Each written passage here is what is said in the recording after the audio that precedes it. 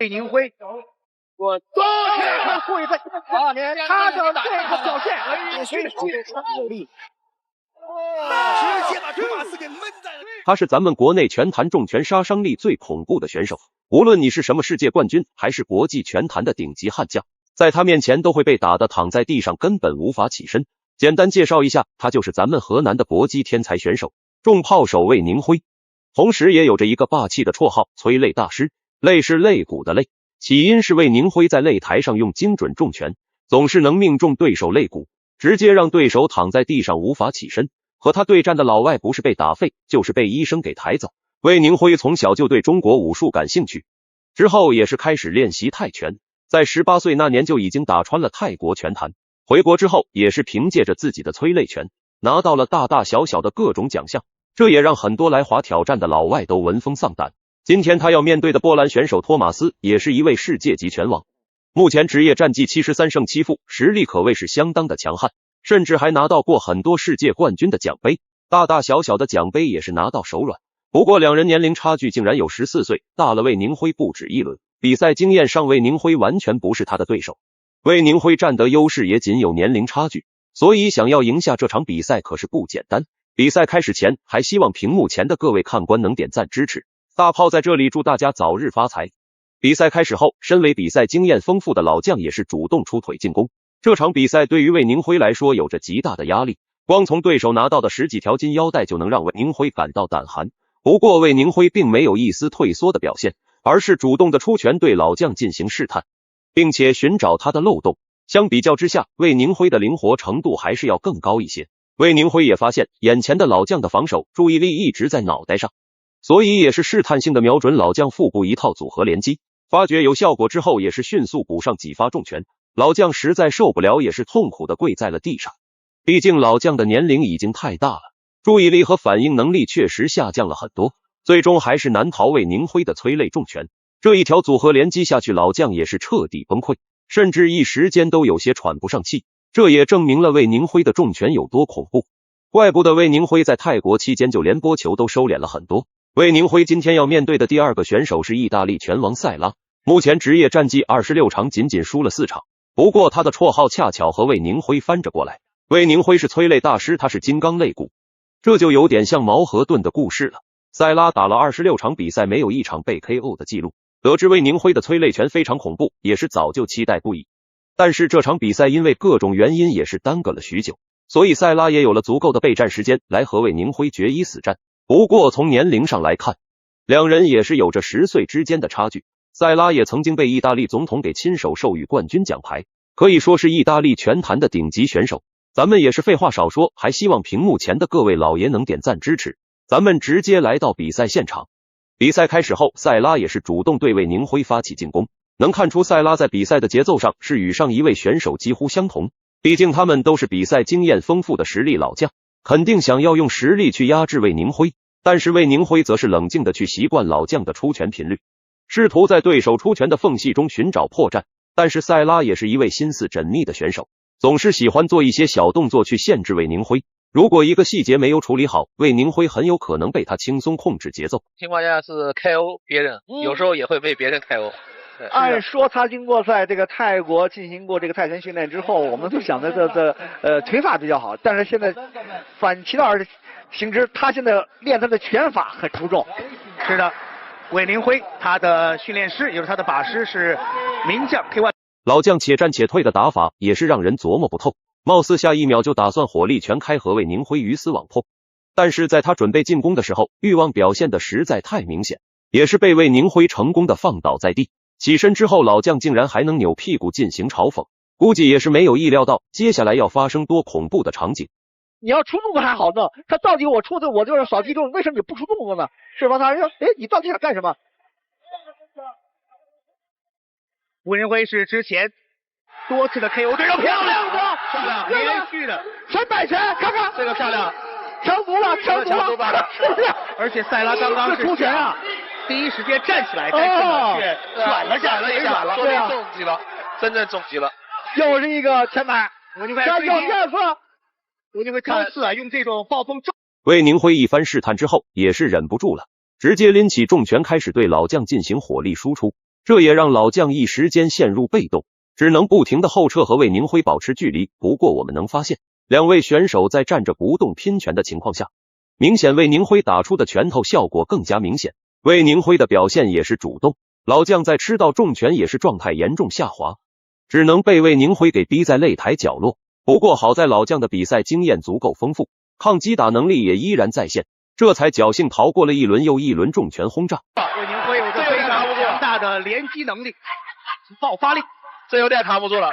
如果再有这个组合，可能就有可能 KO 了。对，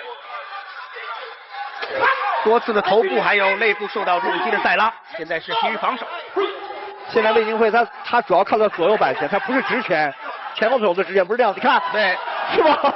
就靠了，而且魏宁辉这个击有这个击骨也有击头，对啊，是的，很难防守。比赛一边倒了，现在。对。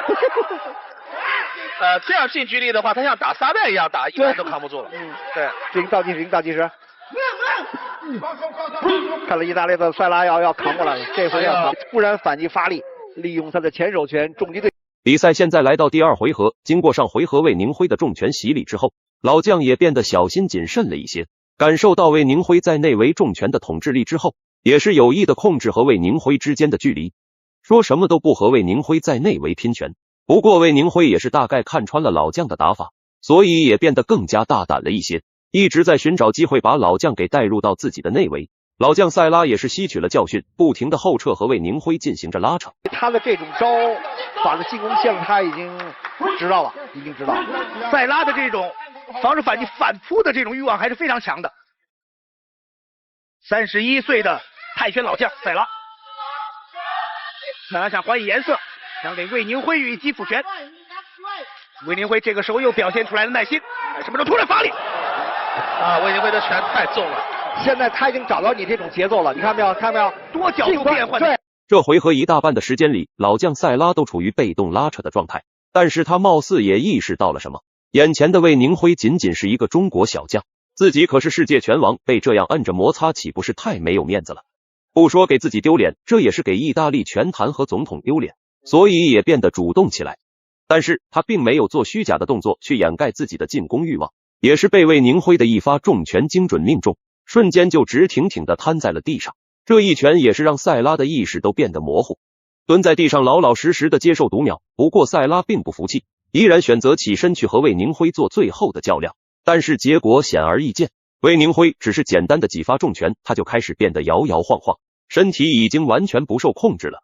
裁判也是直接把比赛给叫停，如果比赛再进行下去，塞拉肯定会被重炮手魏宁辉的催泪拳给打进医院。金刚肋骨塞拉在这场比赛中也是没有发挥一点优势，魏宁辉也知道对手肋骨坚硬抗打，所以只打塞拉德脑袋，从这里也变相的说明了塞拉德肋骨有多硬。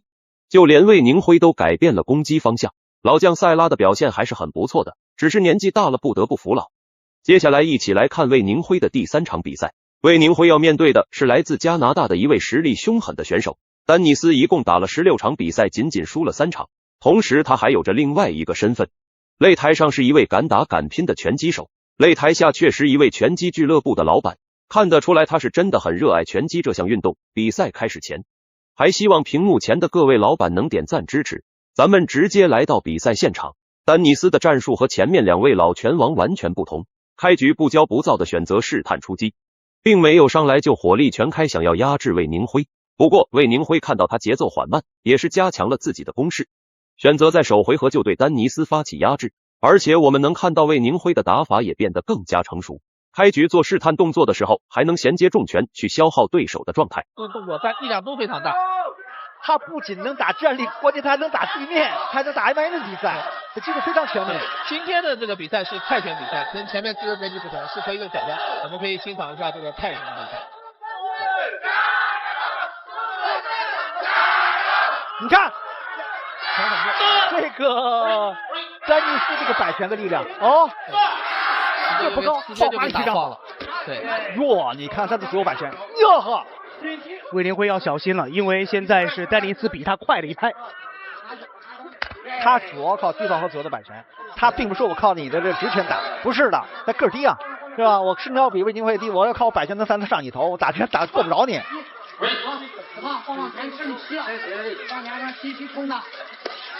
其实贴身以后，别人马上变这个吸肌也很漂亮。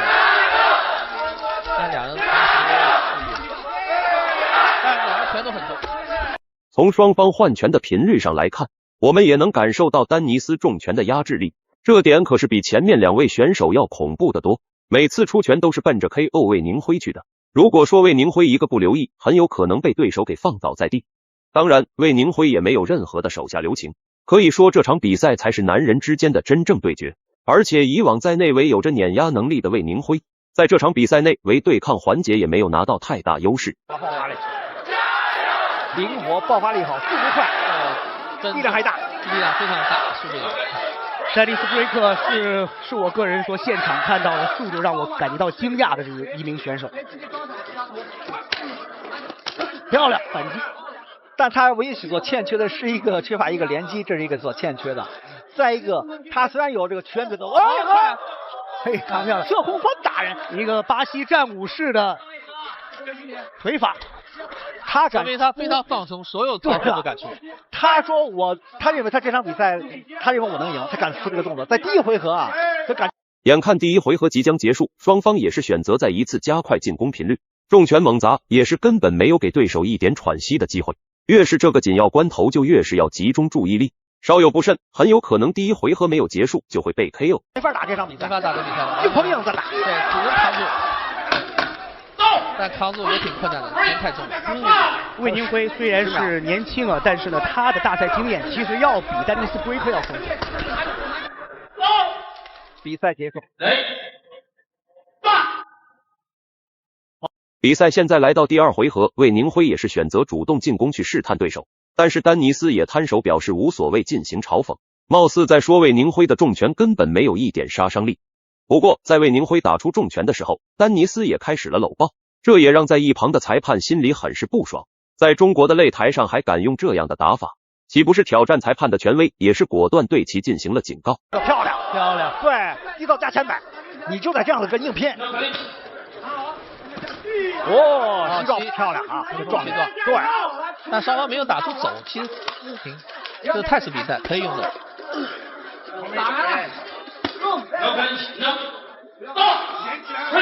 这个场裁判毛俊告诉对方，就是你搂抱，你要有动作，不能搂抱没有动作的是不行的。漂亮的击服，魏宁辉。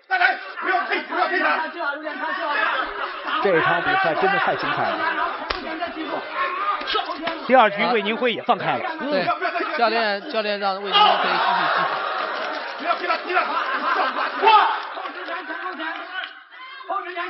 服。魏宁辉今天状态不错。接下来估计丹尼斯会开始后悔自己的挑衅行为。只见魏宁辉冷静地打出了几发催泪重拳之后，丹尼斯瞬间就跪在了地上，估计肋骨也是差点被打断了。丹尼斯跪在地上，硬是缓了好大一会才艰难起身。从这一刻开始，属于魏宁辉的时间彻底到来。这个地方，可以继续对，继续打对方的肋部，对。但是丹尼斯，哇，这个抗击能力太强了，这个腹部已经被击伤了，所以这就是变化，比较脆弱。因为人的可以说人的肝部是在右侧，特别是打到右侧的肝部呢，这又是继续往肝部进攻，继续打。终于魏宁辉的重拳也是猛砸，直接把丹尼斯给再一次放倒。根据比赛规则，3次击倒也是直接结束。丹尼斯此刻也是跪在地上喘着粗气，估计此刻他的肋骨已经感受到了前所未有的伤害。魏宁辉也成功的以 KO 的方式终结了这场比赛。那么你觉得这位优秀的中国重炮手表现怎么样？欢迎在评论区留言讨论。